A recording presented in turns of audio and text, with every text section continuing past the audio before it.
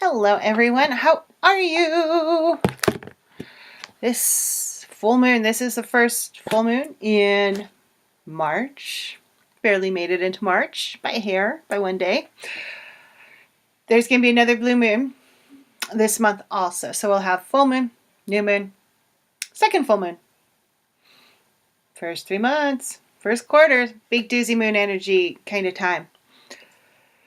And you still have that energy of release, letting it go, letting things be absorbed out of you into something else benign, such like a rock that you can go throw in the water or plant in the earth and let it compost itself back into the universe. It's not a time to hang on to it. We need to let things go, especially in times of high emotions. We just need to let things filter on through and not hold on to it. Feel it, heal it, let it process. And you may not heal it right away, even by feeling it. There are certain things that you're going to do the feeling process for years and years and years and never fully process. And that's okay, because that's how life works. That's how our bodies work. And your energy can get something sooner. Your mind can get something sooner, usually after your energy. I find when dealing with really hard emotions or big changes, it's like the energy field gets it first, then your brain catches on, and then your body tends to really hold tightly to things in your muscles and in your joints. Like say your shoulders are insertion point for grief and anger into the lungs. Hips, I'd say in modern society, and the shoulders in modern society are also exacerbated by our tendency to be hunched over things, whether it's our keyboards, phones. So you get that closed off thing and you just really want to open that up. One of the yoga classes I took was at university, and we had someone who was in it, and she was very like this. Her shoulders were curled in, head was down. And she seemed like a nice person, but she wasn't very approachable. And by the end, she had grown like an inch or two because she was no longer curled in on herself. And she's like talking to everyone and much more open. So remember that just that body action, body language like this says, no, don't talk to me. And it also makes your energy for you feel like, no, don't approach me. You're protecting your heart. So just watch that. Open that out. Let things, simple shoulder stretch. Just putting it out, going up, down, kind of things like that. So you get that movement in there. Because I'd say neck, shoulders, especially with the propensity computerization, we tend to really hunch forward. Hips also really hold on to things. Huge joint muscle down there that likes to latch on to emotions, and kind of ties up your forward momentum according to yoga. So you want to watch it if you have really, really, really tight hips. And granted, some of that can be genetic. Not everyone's loosey-goosey. No one has, you really don't want to be to the point where your joints pop out of things. You want a good balance of strength and flexibility so you have mobility and enough strength that your joints don't pop out. Because that's not good either. So you can always purchase a moon reading, book other reading. All the links are down below. Check out last week's YouTube offering with Metatron meditation. Help you find some clarity and clear your energy. What else is going on? Walking the Worlds is going to go on sale soon. It's a 13-month class where we work through the ascension chakras and the 3 worlds. It's going to be fun. I've been running it in my Heartlight transmission group. It's getting linked down below. This year, as I'm writing it, just to get a feel for how I want it to work for people and how it's working for people. And it's been really, really cool so far. So keep your eyes open for that. can always book a reading. Da, da, da. I was going to say something else, but it went away. We've had a lot of bird action because we have a carcass up on the hill. I think it's elk. I haven't walked up because really it's kind of, you don't get between animals and their food. It's not a good idea. But we had this immature eagle last week, and I'm like, what is that? That's huge. And it was an immature eagle. We've also had a bald eagle that's been coming over and having some easy food. So that's been very cool for bird watching for us right now. And especially since my room faces that hill that carcass is on. It's really cool. Ooh, cool card. So for our first full moon in March, we are using the Wisdom of the Oracle and Star Child Tarot for this moon. I didn't say month. I'm so proud of myself because moon is a month. Bethland. Okay, cool card. Very exciting. Go the distance. Go the distance. So, where do you feel like you're faltering? Where do you feel like you've tripped a little or you're stuck on maybe a repeat and a stuttery kind of da-da-da-da-da-da-da thing? So how can you move out of that? How can you just know that that is just a little blip and that you need to keep on going and go the distance? Because I like, this is probably one of my favorite cards in this whole deck, partly because of how,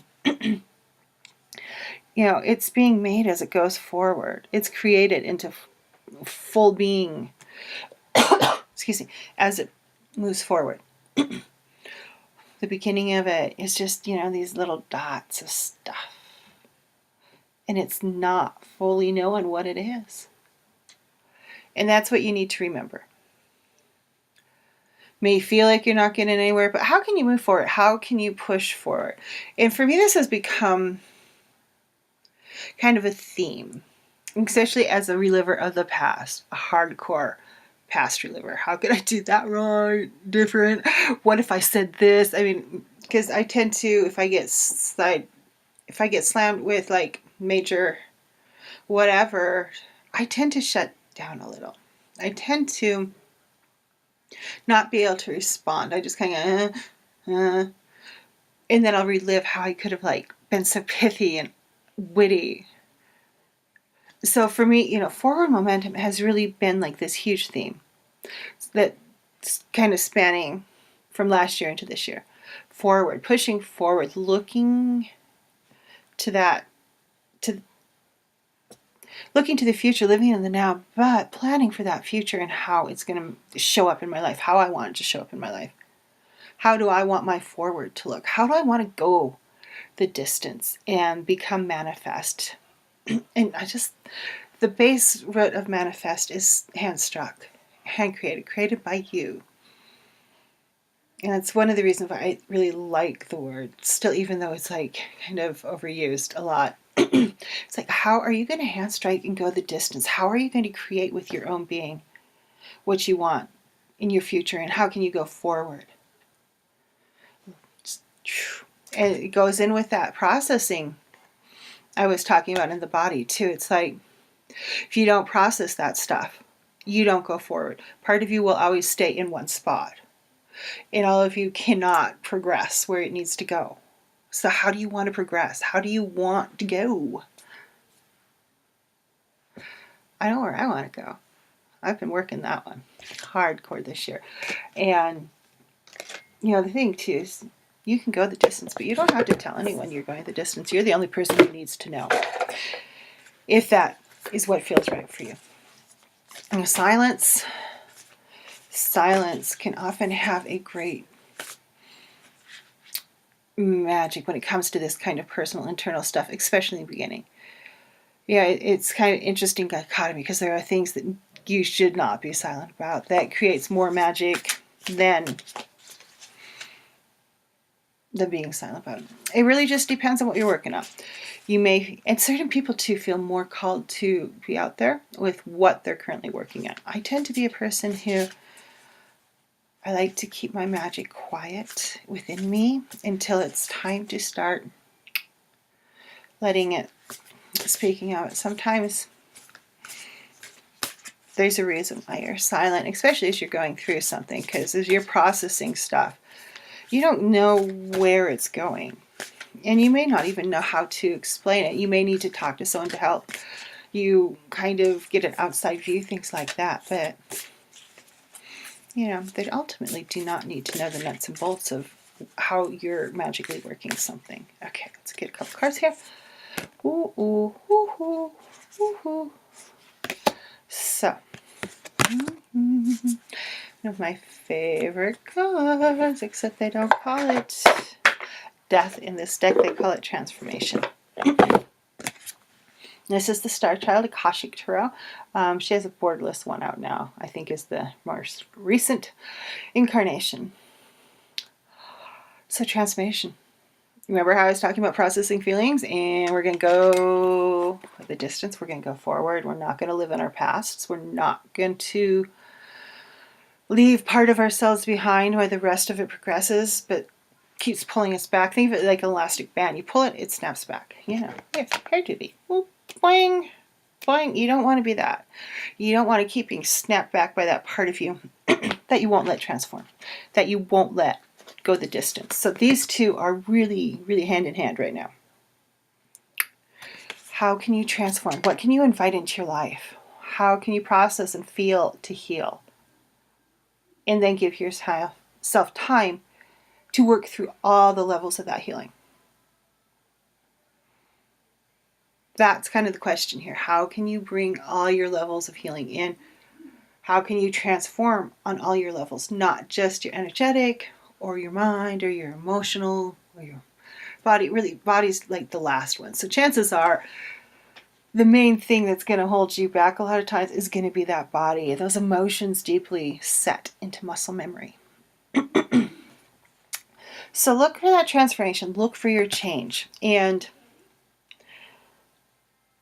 just be it. Be the change. Don't get caught up in like, oh my God, I can't go forward. I don't have it all figured out. I don't know what I'm healing. You may not be able to name the penultimate name for your healing process, but you can, more likely than not, find a feeling, an emotion within your being somewhere and feel that. You don't have to have a name for it. You can just feel it. And if you can feel it, you can forgive it, you can let it go, you can process what's happening.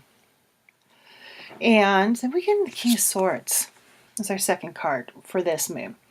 And I feel like what he's saying is we need to see all the sides. He has 3 faces here.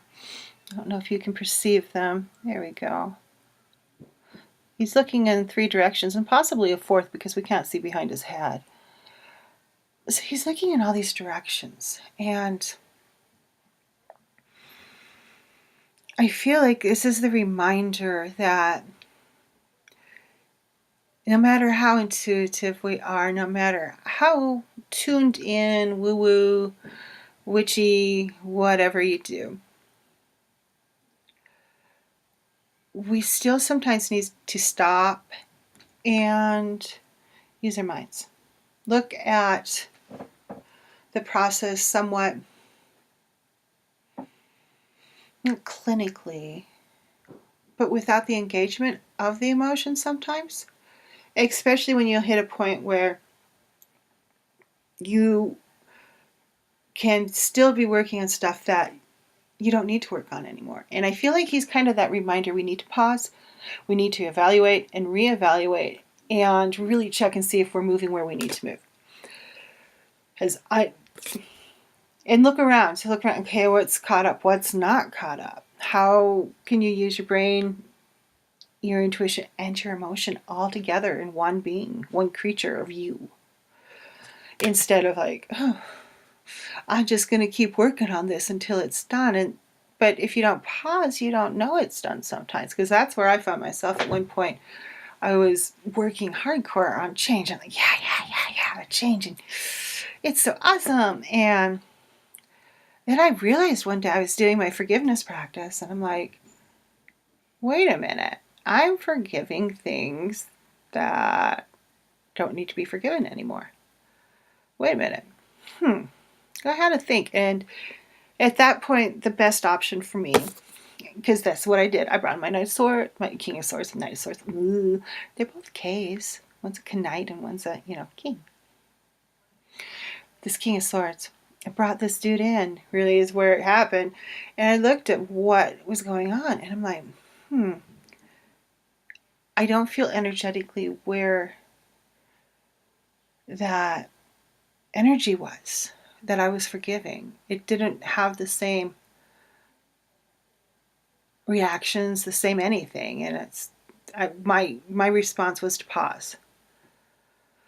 And pauses in times of deep change and going the distance are good things because it gives you time to reevaluate and make sure that's, you're still going the distance to the distance you want to go and haven't been sweared off by some tangent. Not that side roads are bad. That's a lot of times how we learn is on that side road. But sometimes you hit a point where you've been like working so hard at these two things that you need to pause, look around, reevaluate, use your brain, and see if what you're still dredging up needs to be dredged up.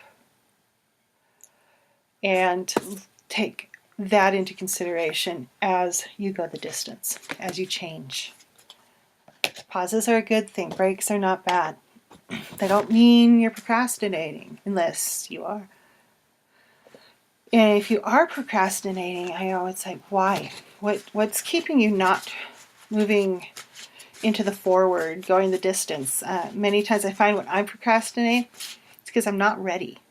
I think I'm ready. I want to be ready, but I'm not quite there yet. And that procrastination, that pause, oftentimes gets me there. And I've learned through doing art that one of my brain cramp ability to speak has just left the building. Part of my artistic process is a pause. Sometimes long pauses in pieces that I'm working on that I'll come back to. Especially if they're big. But yeah, pauses aren't necessarily procrastination. See what you're doing. What's happening there? Why are you doing what you call procrastination? And is there a reason for that procrastination? Whether it's just maybe you're not ready. Maybe the thought has not fully formed. The Walking the Worlds class was about a 2 to 3 year process before I realized it was a class and not a reading. And that came out of just glancing at a picture in a book. And it took a good year or so to process that before I came back and went, oh yeah, I remember this. And then did something with it. And as I started to work on the reading, I realized it was something larger than a reading. It was a class. And so that's how Walking the Worlds got born, was through those pauses that let me integrate what I needed to know. So, affirmation card, you can still buy them. They're on sale. This is probably the only run I will ever do because I'm kind of over. It was a lot of fun, and I don't feel called to make another batch. So, this is probably the only batch that's going to be in existence. Highly improbable, I will do another round. Oh, I am free, I'm free, I'm free. So what's going to set you free? How is your forward momentum and going forward and look into the future? Go on the distance. It's going to set you free. That's a powerful place to be right now. Where do you need to go to free up your energy? Where do you need to go to free up your brain? Where do you need to go to free up your body? How can you feel to heal and be free? That's a big question. Okay, just one sec. I'll be right back. Okay. Let's get this done before the sun fully comes up. It's starting to come up over the ridge line. Okay. A little heart light transmission here.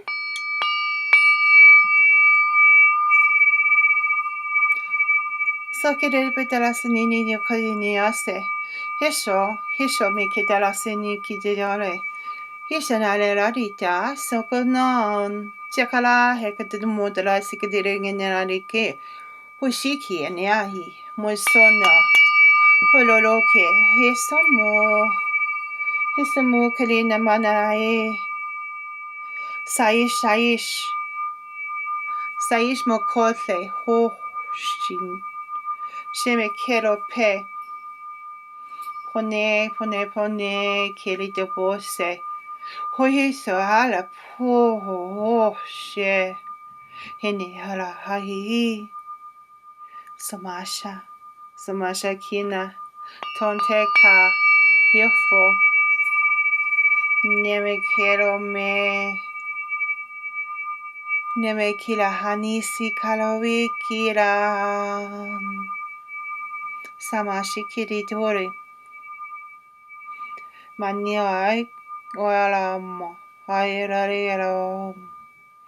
Salaifu. Sayu. Ialupitara ilalomone alaro. Azukadola sania hole mani holiralam. Here holeme keshamum. Samashahi. Shamane. Foshanimiente. Hohoshi. Oh. Oh. Kemekalawe.